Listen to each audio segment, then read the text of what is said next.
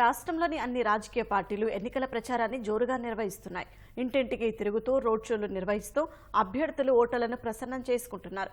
ఎన్నికల్లో గెలిచాక ఏం చేస్తారో వివరిస్తూ ఓట్లు అభ్యర్థిస్తున్నారు. బాపట్ల జిల్లా పర్చూరు కూటమి అభ్యర్థి ఏలూరి సాంబశివరావు చిన్నగంజాం మండలం సోపిరాలలో ప్రచారం నిర్వహించారు. చీరాల మండలంలో తెదేపా అభ్యర్థి కొండయ్య ప్రచారం చేశారు. చీరాలలో భాజపా కార్యకర్తల ఆత్మీయ సమావేశంలో కొండయ్య పాల్గొన్నారు. ప్రకాశం జిల్లా గిద్దలూరులో తెదేపా అభ్యర్థి అశోక్ రెడ్డి ప్రచారం చేశారు.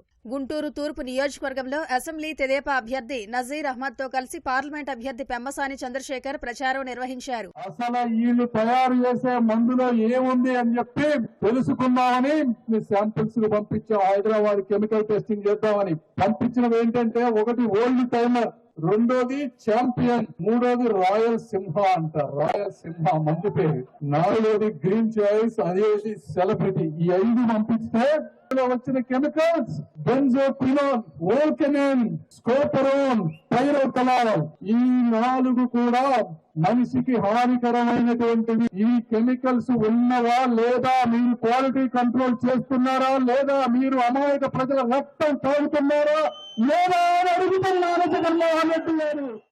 మంగళగిరి నియోజకవర్గ వైకాపా అభ్యర్థి మురుగుడు లావణ్యకు చేదు అనుభవం ఎదురైంది. లావణ్య ఇంటింటికి తిరిగి ఓట్లు అభ్యర్థించారు. వైకాపా పాలనలో తమకు ఏమి లబ్ధి చేశారో చెప్పాలని ఓ వృద్ధురాలు ప్రశ్నించారు.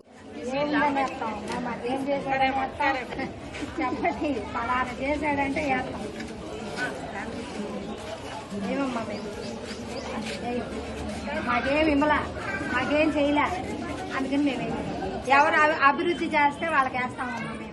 కృష్ణా జిల్లా అవనిగడ్డలో ప్రచారం నిర్వహించిన కొరియోగ్రాఫర్ జానీ మాస్టర్ బొద్ద ప్రసాద్ తో పాటు మచిలీపట్నం ఎంపీ అభ్యర్థి వల్లభనేని బాలశౌరిని భారీ మెజార్టీతో గెలిపించాలని కోరారు. బొద్ద ప్రసాద్ సమక్షంలో పలువురు నేతలు జనసేనలో చేరారు. విజయవాడ సెంట్రల్ నియోజకవర్గ వైకాపా అభ్యర్థి వెల్లంపల్లి శ్రీనివాస్ కంటికి ఉన్న బ్యాండేజ్ తొలగించి ప్రచారంలో పాల్గొన్నారు. ఎన్టీఆర్ జిల్లా వీరులపాడు మండలం చట్టన్నవరంలో నందిగామ వైకాపా అభ్యర్థి మొండితోక జగన్మోహన్ రావు ప్రచారం చేశారు. నందిగామ 17వ వార్డులో 60 కుటుంబాలు వైకాపాను వీడి తెదేపాలో చేరాయి.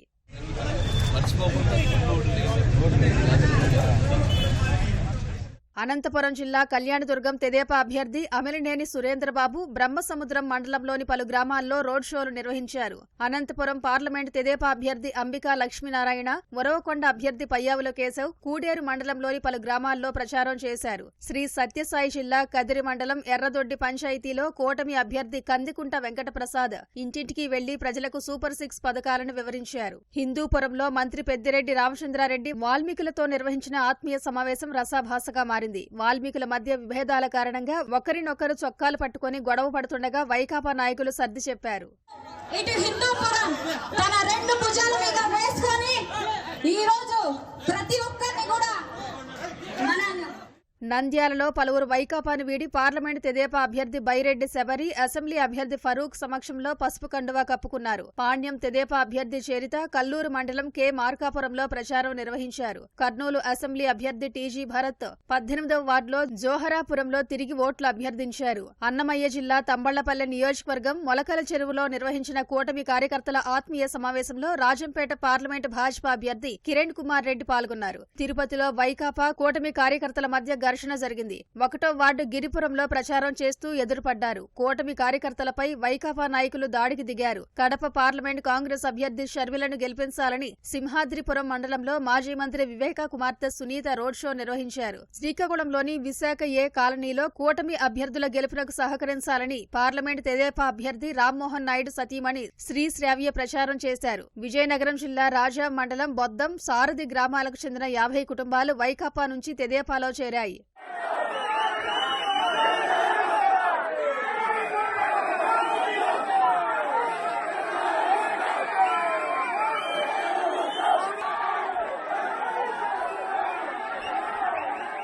తూర్పుగోదావరి జిల్లా నిడదవోలు కూటమి అభ్యర్థి కందుల దుర్గేష్ ను గెలిపించాలని సమిశ్రీగూడెంలో రాజ్యసభ మాజీ సభ్యురాలు తోట సీతారామలక్ష్మి, మాజీ ఎమ్మెల్యే శేషారావు ఓట్లు అభ్యర్థించారు. కోనసీమ జిల్లా ముమ్మిడివరం వైకాపా అభ్యర్థి వెంకట సతీష్ కుమార్ తాళ్లరేవు మండలంలో బైక్ ర్యాలీ నిర్వహించారు.